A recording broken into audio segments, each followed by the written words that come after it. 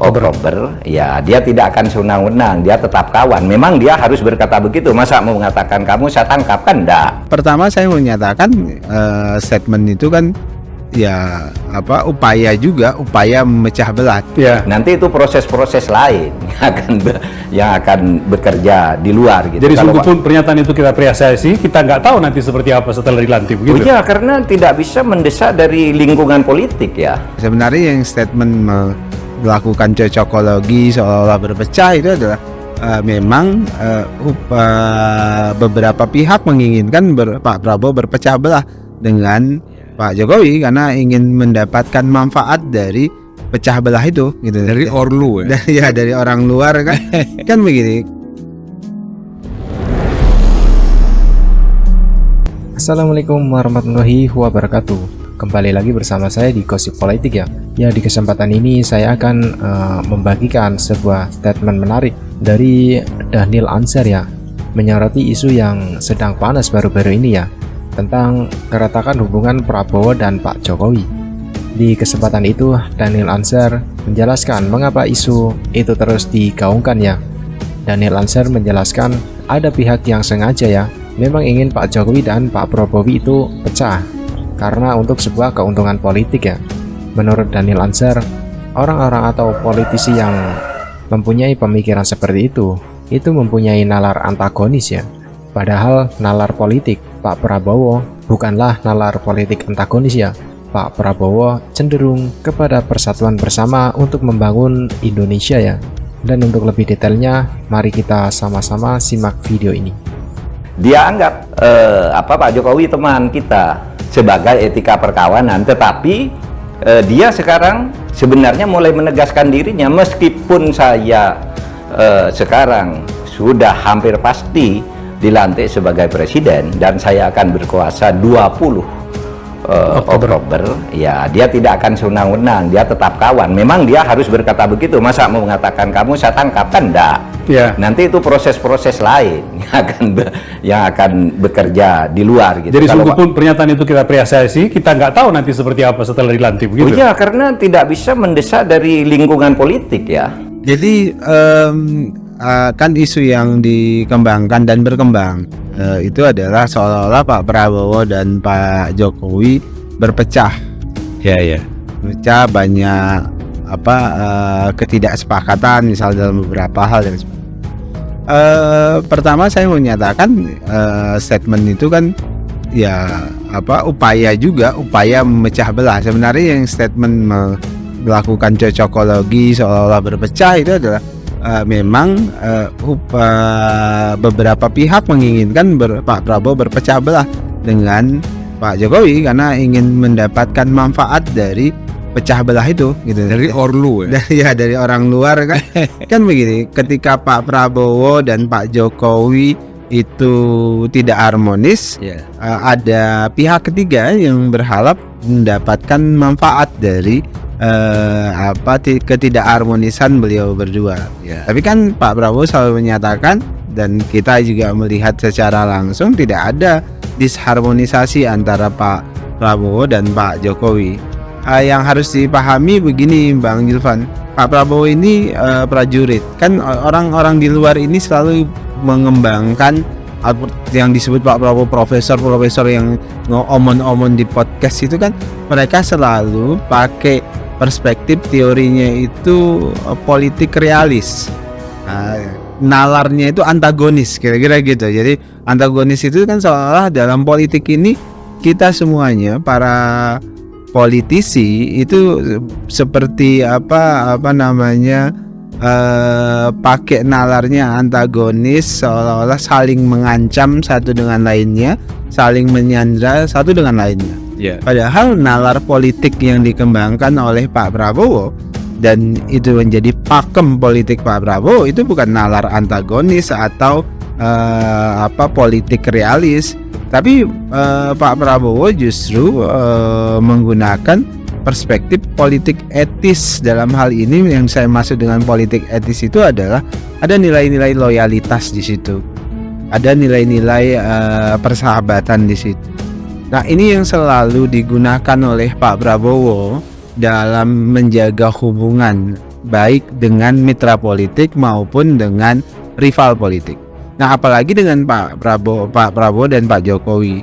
Di satu sisi Pak Prabowo dan Pak Jokowi itu pernah menjadi rival politik. Ya. Nah, dan dalam konteks rival politik, Pak Prabowo memahami itu adalah sahabat tanding, begitu. Nah, kalau kemudian di tengah perjalanan Pak Jokowi menunjukkan sikap negarawanannya, beliau ajak Pak Prabowo dalam kabinet. Nah, ketika Pak Prabowo dalam kabinet, secara moral Pak Prabowo itu prajurit, Bang Julvan. Secara moral mereka jadi prajuritnya Pak Jokowi. Ya. Ketika jadi prajuritnya Pak Jokowi, maka satu nilai yang pasti dipegang oleh Pak Prabowo itu namanya loyalitas pada pimpinan.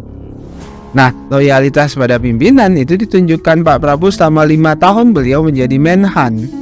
Nah, di situ muncul trust. Pak Prabowo percaya dengan Pak Jokowi seperti kemarin disampaikan pada Rapimnas Gerindra di penutupan. Pak Jokowi juga percaya dengan Pak Prabowo, itu yang kemudian saya sebut sebagai mutual trust. Nah, itu yang muncul, Bang. Jadi loyalitas, mutual trust ini muncul karena tadi landasannya loyalitas tadi, sehingga menurut saya bagi orang-orang yang tidak mengenal baik Pak Prabowo itu menganggap ketika ada satu peristiwa itu pasti ada perpecahan. Kenapa? Nalar yang mereka gunakan, teori yang mereka gunakan dalam politik, melihat politik yang jamak ini ya pakai cara pikir realis, cara pikir antagonistik. Jadi ibaratnya saya berhubungan dengan abang itu dalam konteksnya selalu saling mengancam, selalu saling mengunci, kira-kira gitu kan. Politik kita faktanya di beberapa tempat politik di dunia ini kan isinya saling mengunci kan. Mengunci, kau punya apa, aku punya apa, dan kemudian tawar-menawar, bergaining. Nah, dalam konteks Pak Prabowo dengan Pak Jokowi ada nalar yang mungkin orang anggap itu klise segala macam, tapi loyalitas bagi Pak Prabowo itu nomor satu dan utama, dan tidak ada perpecahan sama sekali antara Pak Prabowo dan Pak Jokowi dalam konteks ini. Ya, jadi kan memang dari awal kita sudah melihat dan merasakan bahwa Prabowo itu kan merupakan tesis bersama dengan Pak Jokowi kan. Ya. Bukan antara tesis dan antitesis. Mereka ini kan memang bersatu. Tesis ya. Di luar itu, ya kan? Saya pernah menyebut misalnya Anies itu antitesisnya Jokowi. Ya. Nah, ini kan semakin menumpuk ini. Ya. Semakin tidak jelas. Ya. Kalau kita lihat yang kita sebut dengan antitesis ini, ya sudah terlalu liar kemana-mana. Nah, harusnya bicara soal konsep-konsep negara, apa yang paling baik. Betul. Sekarang justru kan bagaimana orang yang dipercaya oleh rakyat untuk mengemban tugas kenegaraan ini kalau bisa ambruk kan gitu. Betul. Nah, ini yang mental politik seperti ini yang sebenarnya menjadi keprihatinan Pak Prabowo, Bang Julvan. Maksud saya adalah Pak Prabowo ingin ada sikap politik yang guyup. Yang ini yang kemudian bagi mereka yang pakai nalar politik realis tadi, ya guyup itu berbahaya karena akan menciptakan potensi misalnya nepotisme lah mereka sebut, kemudian kolusi lah dan sebagainya. Iya, dalam beberapa konteks secara teoritik itu bisa menjadi benih-benih kong kali kong dan sebagainya. Tetapi dalam konteks yang lebih luas, justru keguyuban itu, kekompakan elit itu dibutuhkan ketika kita dihadapkan dengan dinamika kompleksitas geopolitik dan geostrategis yang tidak mudah. Hari ini tantangan geopolitik dan geostrategis kita tuh nggak mudah, Bang. Secara global, tantangan ekonomi kita itu nggak mudah. Potensi perang yang kita anggap itu nggak mungkin terjadi, ternyata itu bisa terjadi.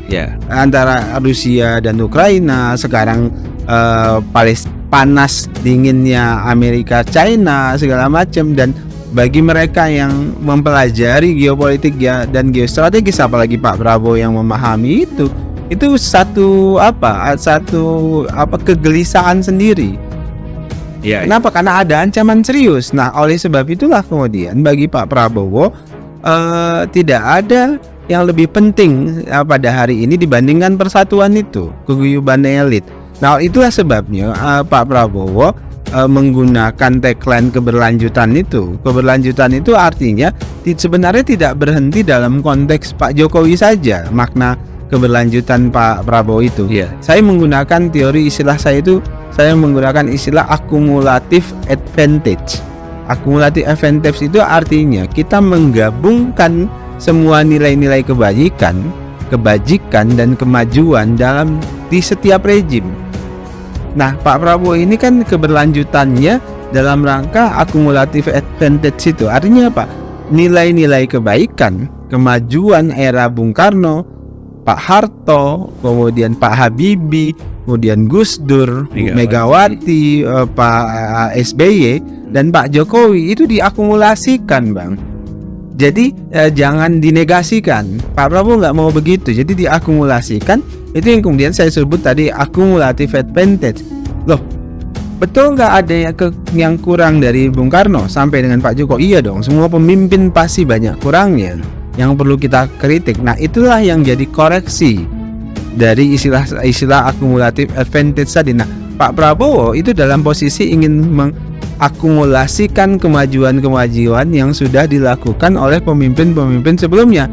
Jadi tidak mengutuk kekurangan pemimpin-pemimpin sebelumnya, kayak mereka pasti punya kekurangan. Nah, itu yang ingin sedang dilakukan oleh Pak Prabowo dalam langkah tadi membangun